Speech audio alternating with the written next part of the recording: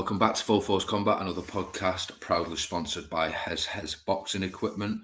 It's been a very busy past weekend again, domestically and internationally with the UFC Fight Night card, and locally we had FCC 41 from Bolton, which kicked off the evening on UFC Fight Pass.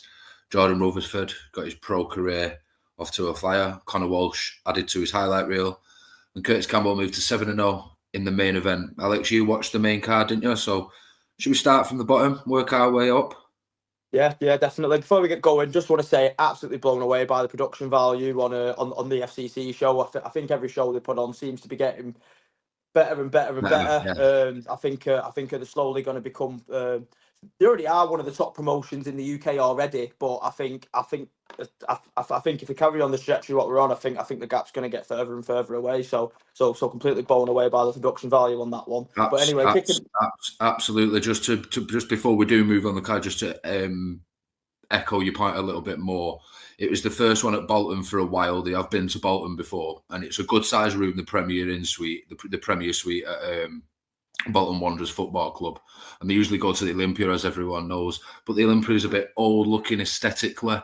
It's good. It's theatre. It's very good, but aesthetically, the Bolton one was, like you said to me off camera, like you was like just how it looked visually on telly. It was great. And they are like Cage Warriors is like the UFC's little brother. FCC is like Cage Warriors' little brother. However, we have seen stars go directly from the FCC into the UFC. It's not necessarily like you need to go from FCC to Cage Warriors, then to the UFC. That's not necessarily the path. Lerone Murphy fought on FCC, never fought in Cage Warriors. There's a number of other people as well that's not coming to my mind. But yeah, so the next generation, let's start off the card. Let's start from the bottom. Yeah, started off strong. Brooklyn Thomas wins by submission in the first round, I believe. I think it was off the top of my head. Looked absolutely great.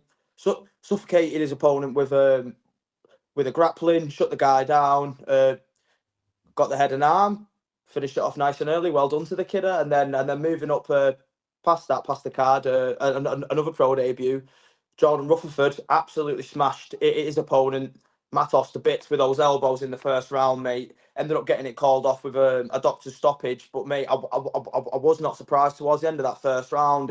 It seemed he was just lining it up, and then bang, bang, bang, and I'm not surprised the guy was so phased after that. The doctors told him to walk in a straight line, and the guy was all over the place. So yeah, I was very, very impressed with that performance. Looking forward to what Jordan does next, 100%. Absolutely. Jordan, I've had him on a few times, speak to him quite regular. He's very popular. He's managed to sell himself well, being the 5-belt amateur champion. He's won European, but he's won it on Kingdom, UK, FC, the European title and the normal title on FCC. And there was another one. Was it BMF? I think it might have been. But yeah, anyway, a 5-belt haul in amateur. What an accomplishment that is, though. It's great. It is, honestly. Now he's got a 4-fight deal with Fight Pass, and he's got it off to a flyer. I did see the highlight clips. Yeah, what a lad.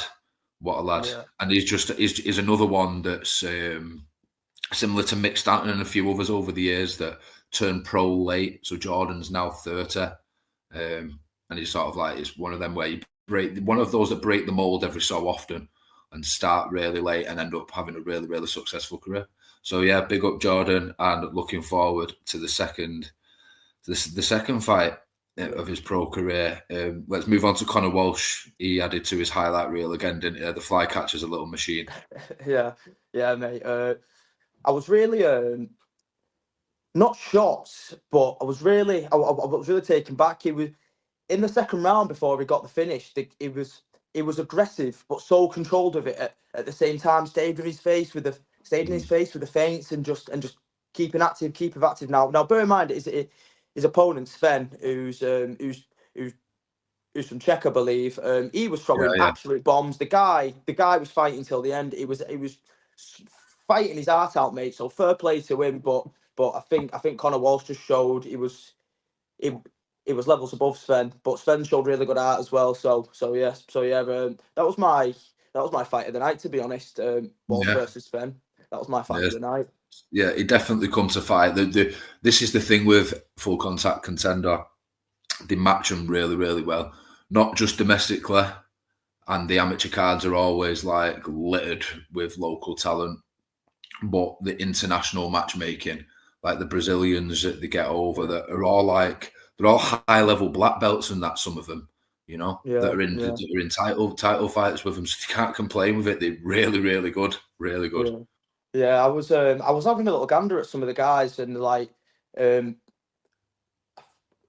think most of the British lads were fighting Brazilians, other than Sven, who's from the Czech Republic. Who's from Czech, obviously. But I was looking at some of the guys' records, and you look at Edlinson Teixeira, who fought Martin Stapleton. The guy's 29 and 15. Like some of the guys who they're bringing over, they're not no pushovers. These are real tests for.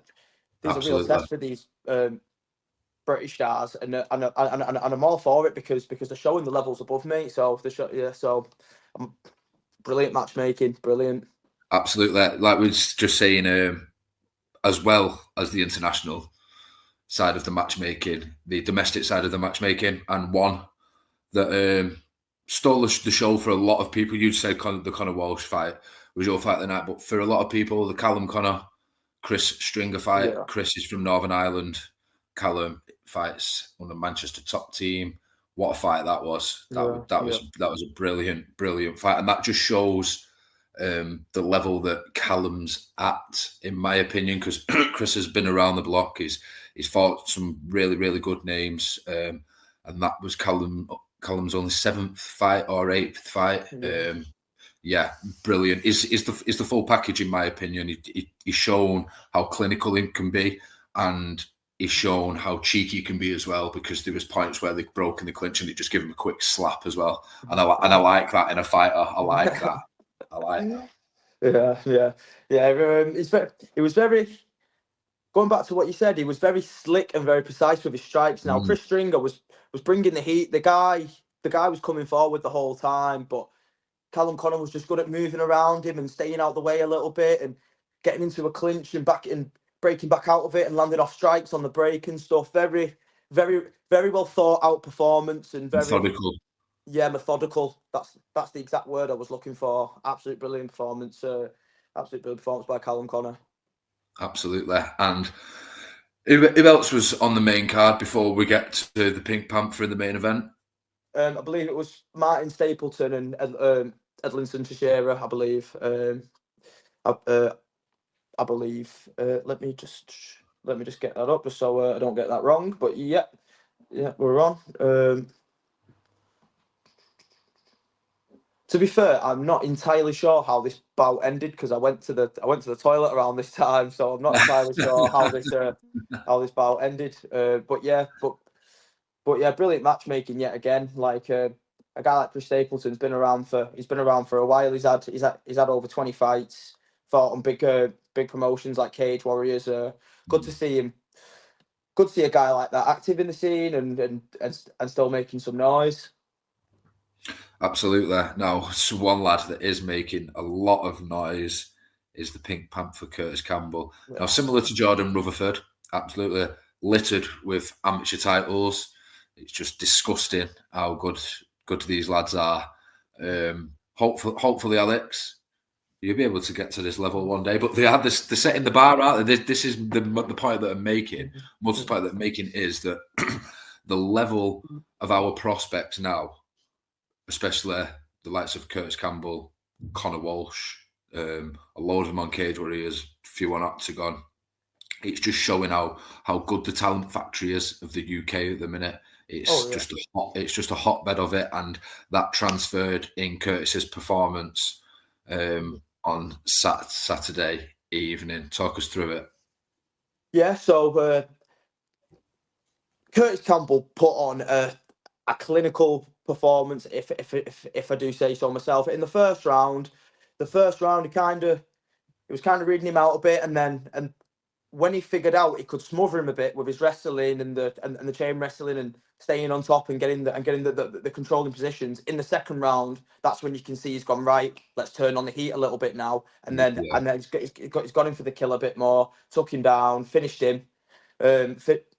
Finished him, and but yeah, was absolutely clinical, absolutely clinical. Pal was really impressed with this. It was between this fight and the Conor Walsh fight between the fight of the night, and I ended up leaning towards the other way. But mate, this was an absolute banger of a fight. He's looked better in every fight. Curtis Campbell, he's just constantly evolving and getting better and better and better. So I think sky's the limit for him. Absolutely. So evolving. Do you think a Contender series is not too far away for the likes of Kurtis Campbell? Fighting in an Apex setting, he's used to fighting in front of a decent crowd, a couple of thousand, but I think an Apex setting might suit Kurtis down to a T. I think he'd fly in Contender series personally. Yeah, definitely. When does the series of Contender? They're around the summertime, aren't they? Contender series around summertime, so I think it aligns perfectly now, really, doesn't it? He's just fought at the start of spring. He can have, if he wants to have a week or two off, then he can. But and he's around some good people. He's around some good people. So, and he's only young, like you said. Who knows?